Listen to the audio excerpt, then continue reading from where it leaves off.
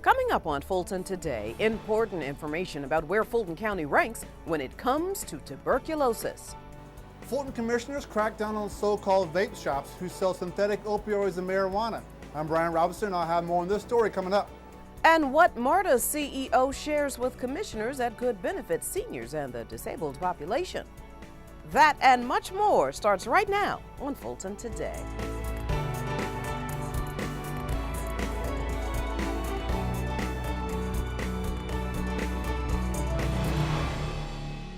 Welcome to Fulton Today, everybody. I'm Shania Chavis-Rucker. Fulton commissioners approve a resolution limiting the sale and distribution of vaping products and other synthetic opioids. So now what? How will law enforcement enforce this anti-vaping legislation? FGTV's Brian Robinson joins us now to explain. Shania, this is yet another step commissioners have taken to address this particular drug in this community. Appreciate Commissioners Hausman and Hall's support of this as well. There was no opposition and no further discussion needed to approve legislation for anti-vaping. In unincorporated Fulton County, no longer is it legal to sell, manufacture, and distribute synthetic cannabinoids, opioids, and amphetamines. It is also illegal to use substances that produce vapor or smoke. It makes a difference because the more of these types of products that we can get out and off the shelves, and and eliminate the risk that they're going to get into, particularly anybody's hands, but particularly sort of our youth and teens, we're going to help eliminate some very potential severe health repercussions that are out there and the risks that are out there with those today if they're sitting on the shelves and getting accessed. According to the CDC, cannabinoids act on the same brain cell receptors as THC. Along with becoming addictive, they can also cause severe illness and death. As everyone is aware, we're in the midst of a nationwide public opioid epidemic. This is not the first time Fulton commissioners have battled the opioid issue. In 2017, Fulton became the first county in the nation to sue opioid manufacturers, a case that is still pending. Then, Justice Partners developed bags with Narcan for first responders who deal with opioid patients. With the assistance of the Fulton County Commissioners, we hope to pass out 1,100 of Isaiah's bags to our law enforcement and first responders in Fulton County. The new anti-vaping legislation is also receiving strong support from Fulton's police chief. The state has sort of made an effort at different points in time to eliminate many of these types of drugs because or substances that are being sold, because what's played out is people get them. Oftentimes they're younger adults or teens that get a hold of them, and they don't know what they're consuming, and it's resulting in some severe medical issues as well as a number of well-documented deaths. Violators of this law are subject to a fine of up to $1,000 and/or 60 days of jail time. Now, with similar legislation already passed in the city of Milton, Fulton County commissioners hope other cities will follow suit. We'll have much more of that coming up in our district-by-district coverage. Reporting for FGTV, I'm Brian Robinson. Thank you, Brian. Meanwhile, Fulton's Juvenile Court joins a number of other legal professionals in hosting the 2019 Youth and Law Summit. And while drugs is not the main focus, the initiative for both young teens and parents calls for peace and no more weapons. The Honorable Renata Turner is the Fulton County Juvenile Court judge taking part in this effort. Judge, welcome back to Fulton Today. Thank you for having me. All right, so tell our viewers more about this Youth and Law Summit. So the Youth and the Law Summit is an annual event. This is our 12th annual Youth and the Law Summit. And the focus this year is on teaching peace, reaching for peace instead of weapons. And we're going to focus on addressing community violence and using the film The Interrupters, which is a film focusing on the interruption of violence in Chicago as a platform for a discussion on how to interrupt violence in Atlanta's communities. And you briefly mentioned this year's theme, Reaching for Peace, Not Weapons. Why is that theme so important this year? So last year's theme was focusing on trauma, addressing trauma in our communities and in our homes, because a lot of the children that come before us have experienced a lot of trauma, and a lot of that trauma is around violence. And so this was a good segue or a good follow-up to the last year's summit. addressing the violence or the trauma that comes from the violence in the community. And so we're hoping to give our participants tools to rethink necessity to resort to violence instead of other means of resolving conflicts. And this program has been going on for some years. Talk about the impact it's been able to make. I think the impact has been that it at least starts changing conversations around the issues that we discuss each year. I'm hoping that the impact is that the students, particularly the teenagers that participate in the summit, have gained some knowledge or are rethinking, retooling their behavior or finding tools to negotiate in communities and in schools, and to really, again, sort of change the behaviors that get them into trouble. The summit started off also introducing children to the law, and so I'm trusting that part of that impact is that we are sparking the interests of young future lawyers and judges. And your final thoughts, Judge? I just want to encourage everyone to come April 13th at Impact Church, 2323 Sylvan Road at 9:30. I think it's going to be a very impactful summit. I think that we really need to work to sort of change the mindset of our communities and our homes, and understand that violence should not be one of the tools we use to resolve conflicts, that we can cure violence by treating it as the health issue that it is, and recognizing that as a community we can solve problems peacefully, and that we can continue to create the beloved community that Atlanta is. All right, the Honorable Renata Turner, Fulton County Juvenile Court Judge, thank you again for joining us on Fulton Today, and good luck. Thank you again for having me. The 2019 Youth and Law Summit will be Saturday, April 13th at Impact Church Event Center. You can sign up via the Eventbrite, and you can get more information by emailing Bessie DeBoles. MARTA's Chief Executive Officer gives an update on the program enhancements and expansions coming to Fulton County commuters. MARTA CEO Jeffrey Parker appeared before the commissioners during their March recess meeting. Among the topics he covered were details about a new pilot program. Now, beginning in June, MARTA vehicles will travel to senior centers and other county and city facilities to help seniors and the disabled who are eligible for reduced fares get all around town.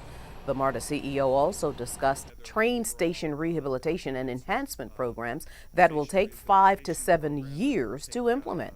We have really been focusing on improving our customer experience, and a huge piece of that customer experience is the stations and the conditions of the stations. The Fulton Transit Expansion Program was also discussed. This program calls for bus rapid transit lanes along Georgia 400, the South Fulton Parkway, and the top end of Interstate 285. The Department of Community Development is looking to fill some paid intern positions for the summer. For the third consecutive year, summer youth between the ages of 16 and 24 will have the opportunity to intern with the county while getting paid. The Summer Youth Internship Program was designed to provide at-risk youth an alternative to unhealthy behaviors. The Summer Youth Internship Program provides a myriad of opportunities for our youth, everything from interviewing skills to filling out application documents and the pre-employment documents that one needs to fill out for any standard job, as well as soft skills and hard skills. Our youth also understand the importance of dress attire, appropriate work etiquette. These are things that we teach them through the orientation process. Now, along with being between the ages of 16 and 24, eligibility requirements also include being a Fulton County resident, able to work in the United States, must be in school or currently unemployed, working 30 hours a week for 5 consecutive weeks. And you have to live in or attend schools in the districts listed right here. Now, this is the last week to apply.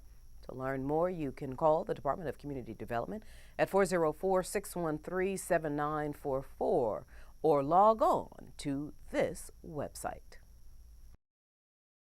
Leaders of the Georgia Society of Certified Public Managers host the inaugural Distinguished Speaker Series. Well, thank you for having me. And to kick the series off with a bang, the group welcomed Commissioner Robin Crittenden from the Georgia Department of Human Services. She has the distinction of being Georgia's first African American to hold the position of Secretary of State. Now, during her speech, she spoke about the journey she's taken to get where she is today, and she also shared what she calls her 10 always. Which are things that for leadership that I think managers should think about. I hope that they hear always to be a mentor and to have a mentor. That's very, very important for people who want to be leaders because it gives them people to ask questions and to kind of be guidance for them throughout their career. Commissioner Robin Crittenden's message resonated with all who heard her speak. I thought she was magnificent, and I was glad to be able to put a face with a name, and it was interesting her role to Secretary of State. So kind of gave me hope. I thought having the Georgia Commissioner of DHS to come and speak with the certified public manager participants was amazing. She provided some very inspirational information, and she also spoke publicly of her support for the program. Leaders of the Georgia Society of Certified Public Managers say this initial Distinguished Speaker Series was a big success. They expect to have more later in the year. Now, state lawmakers wrap up the legislative session this week. Coming up next week, we'll take a look at the bills that directly impact Fulton County residents. And still to come on Fulton Today, more details about the commissioner's anti-vaping legislation.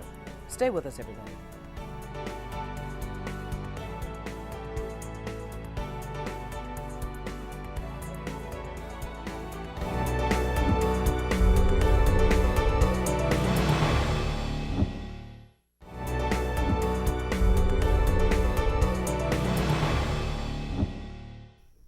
Fulton's board cracks down on synthetic opioids, and Family Fun Day is coming back thanks to one commissioner. Here's this week's District by District coverage. We begin with Chairman Rob Pitts, who extends greetings during the 2019 Union City State of the City event. The at-large commissioner was personally invited by Union City Mayor Vince Williams, who has been working closely with county officials on a number of projects and issues of joint concern. Located in the southern portion of Fulton County, Union City has over 21,000 proud residents. Chairman Pitts told residents he will continue to look for opportunities for county and city partnerships. Now, as we've shared earlier in the show, Fulton commissioners vote 6-0 in favor of new legislation to battle synthetic opioids and cannabinoids in the unincorporated areas of Fulton County. The resolution was introduced by District 2 Commissioner Bob Ellis, and the anti-vaping legislation was modeled after a proposal recently passed in the city of Milton. This was an attempt. It really kind of started in Forsyth County, and Milton, the city of Milton, adopted a very similar ordinance to try to get at it and to begin to sort of drive through local mechanism, misdemeanor kind of type, fine type mechanisms to get these vendors that are selling these to stop selling them. Fulton commissioners are hoping that the other cities in the county will join them and Milton in adopting similar legislation. District 5 Commissioner Marvin S. Arrington Jr. will once again host another Family Fun Day for Fulton County employees and their families. The event will be held on Saturday, May 4th at the Oak Hill Family Center. Well, we think it's important to bring families out, bring them together for fellowship, networking, socializing, to offer them healthy food, to teach them about healthy and active lifestyles, and just to get people together to enjoy life. As in years past, this 5th annual event gives employees a chance to bond with the entire workforce for free on one non-work day. You can get details at FultonCommission5.com. And still to come on Fulton Today, seniors take advantage of the free classes that keep them active and engaged. Stay with us, everybody.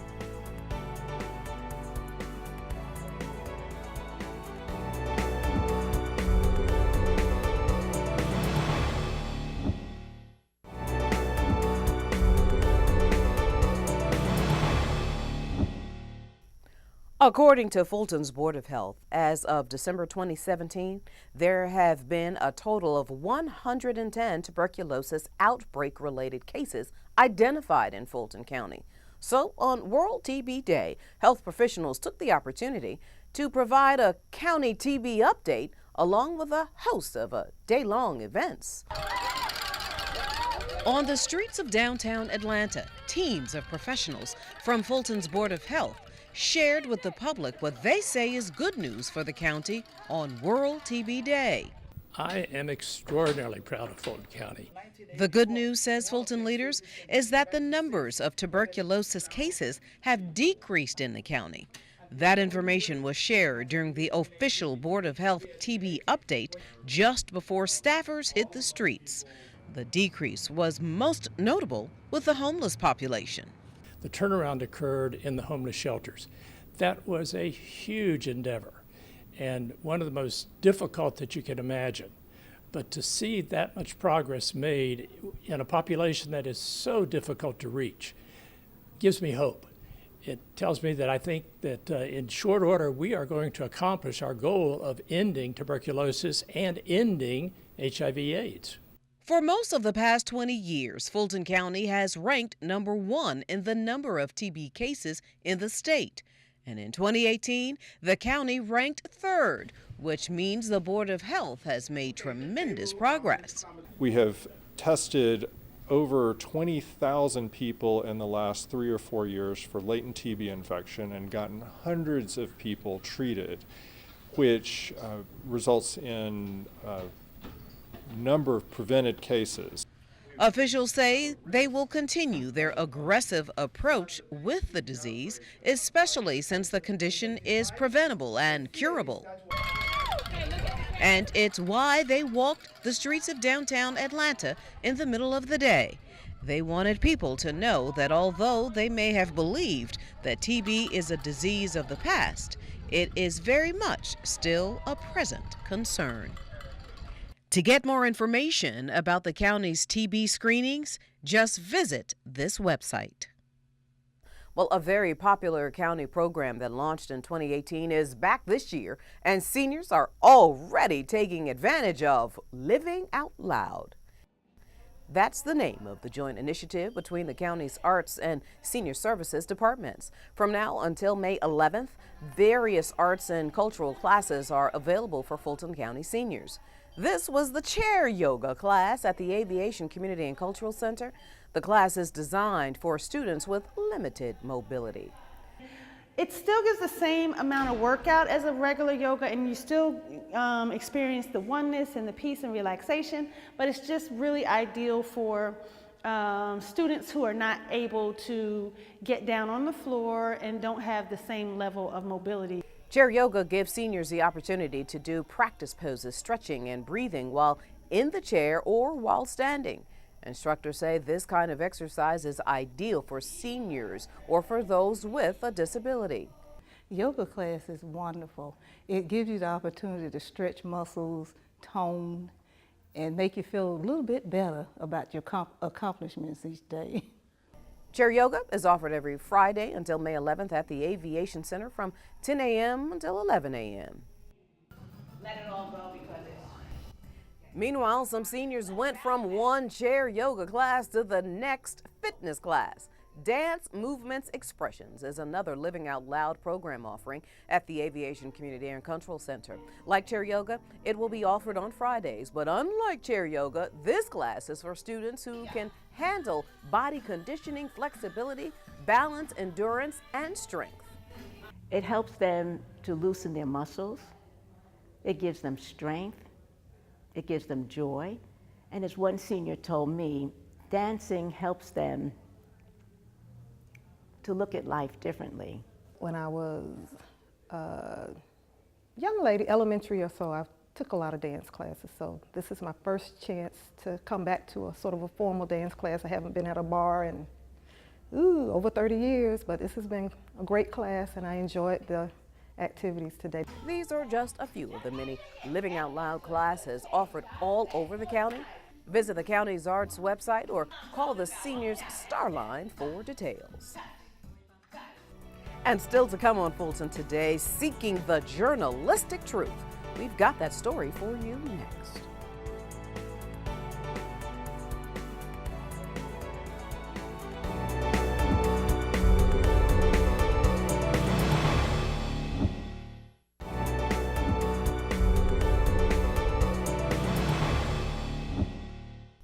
Job seekers visit their local libraries with the hope of beginning the journey to a new career. The OC Library held a career and job fair for county residents. The event gave residents the opportunity to connect with members of the Metro Atlanta community for internships, volunteer and career positions. College, medical, government, retail, and business organizations were all on site to meet face-to-face with the attendees. It was a really great event.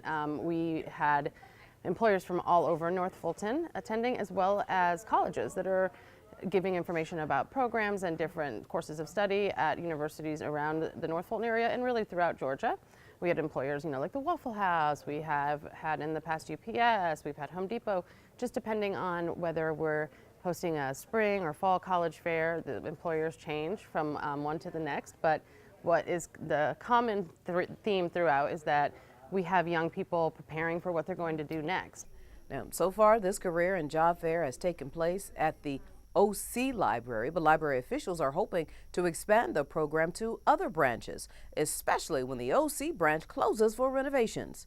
And finally, the importance of journalism is examined at the Auburn Avenue Research Library with some esteemed journalists.